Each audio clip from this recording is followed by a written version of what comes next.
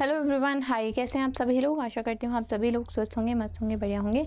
चलो आज के सेशन की शुरुआत करते हैं और देखते हैं कुछ news in form of question. Where was the state of art Phenome India national bio bank inaugurated? कहाँ पे इनॉग्रेट हुआ? CSIR IGBI में इनॉग्रेट हुआ। Council of scientific research and industrial scientific and industrial research and institute for genome and integrative biology. Basically अभी union minister जो हैं of science and technology and vice president of CSIR Jitendra Singh ji ने inaugurate किया है फिनोमे India national bio bank at CSIR institute IGBI in Delhi. And this biobank was launched under Finome India project, and it is a long-term data rich study basically, and it has the purpose to track individual health trajectories for over the many years, and it will enable scientists to discover disease pattern, gene environment interaction, and the therapeutic responses, right? Tailored therapeutic plans are some like developed individual treatment strategies based on the genetic profiles. It has implemented AI diagnostic and genetically guided therapies also. Fine. It focuses on research and development. आगे चलते हैं।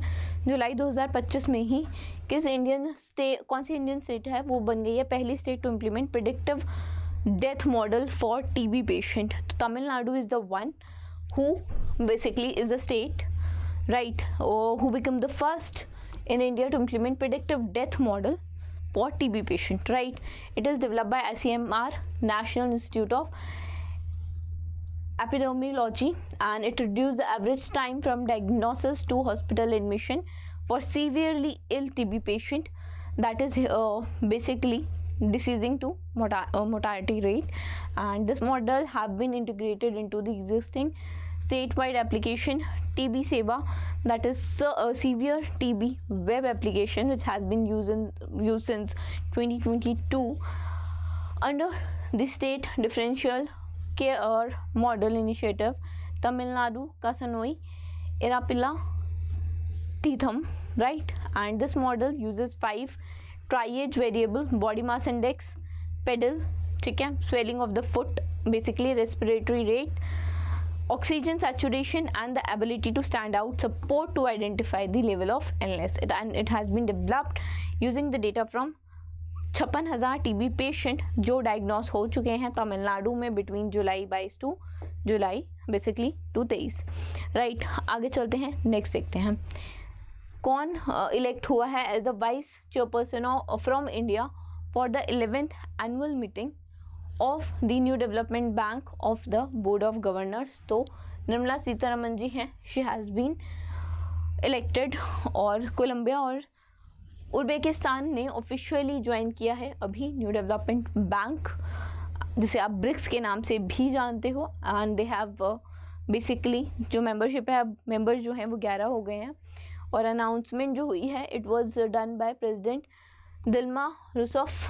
Press conference के ज़रिए Brazil में ये बताया गया है। टोटल मेंबर 11 हो गए हैं। अब कौन कौन है? Brazil, Russia, India, China, South Africa, United Arab Emirates, Bangladesh, Egypt, Algeria, Colombia and Uzbekistan.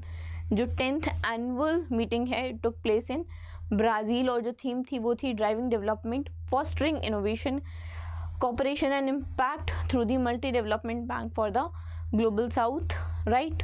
चलो आगे चलते हैं। Who has been elected as the first women president of Suriname in July? ठीक है, तो कौन इलेक्ट हुआ है? इट्स जेनिफर ग्रिलिंग सिमोन्स, ठीक है।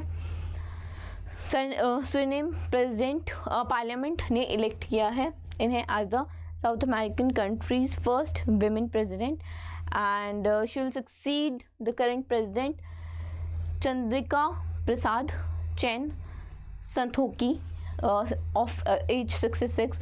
Her National Democratic Party secured the 18 seats, and she will resume office from the 16th of July. ठीक है, चलो आगे चलते हैं।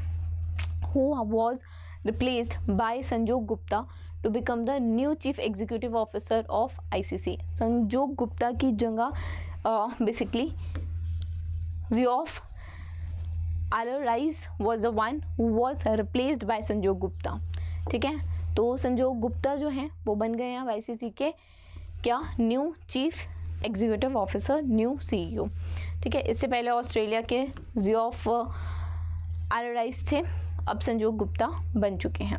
चलो, संजोग गुप्ता जो हैं वो अपॉइंट ऑलरेडी हुए थे CEO of Jio star sports in November 24 merger के बाद, जो वाईकॉम 18 और डिज्नी का मर्जर था उसके बाद. कुंवर आनंद सिंह का देहांत हो गया है. उन्हें किस नाम से जाना जाता था? तो उन्हें यूपी टाइगर के नाम से जाना जाता था.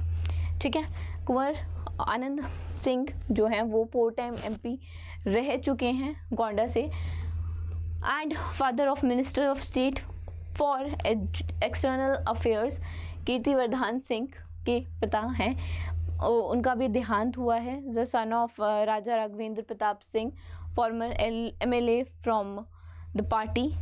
ठीक है, स्वतंत्रता party. And he completed schooling from Lucknow College and later he was also known.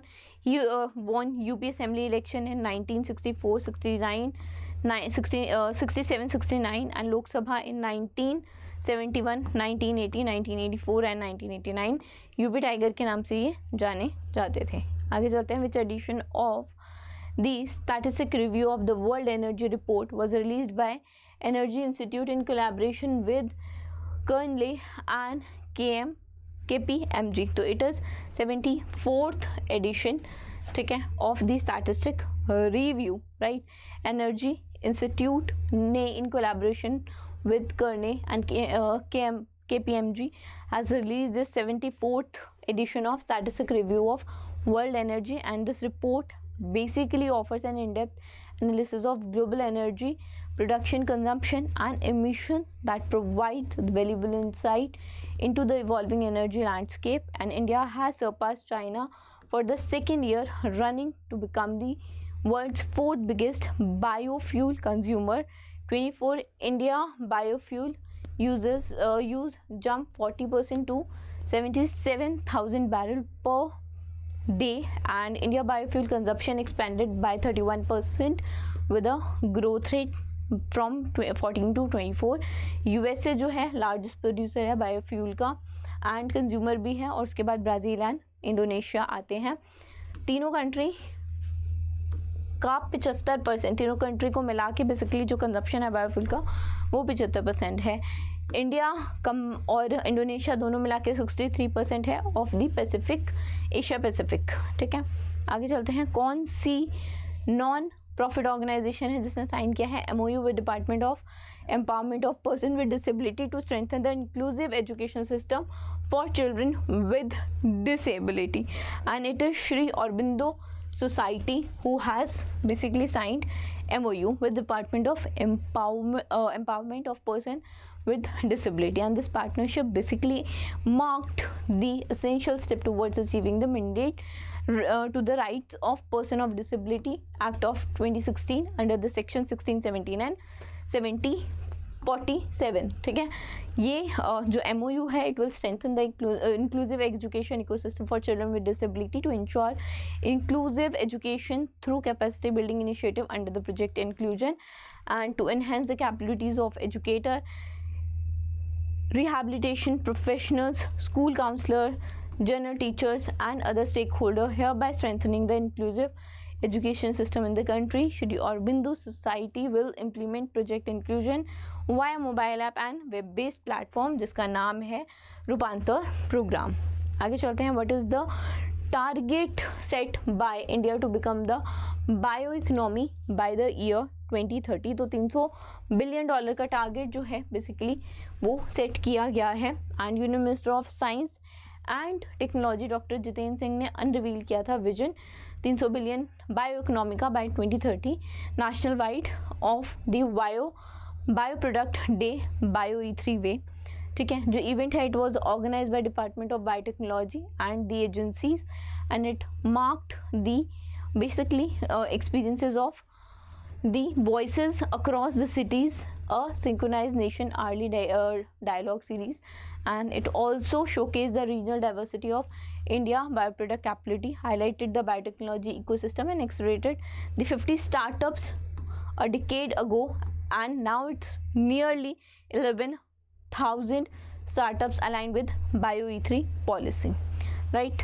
चलो आगे चलते हैं।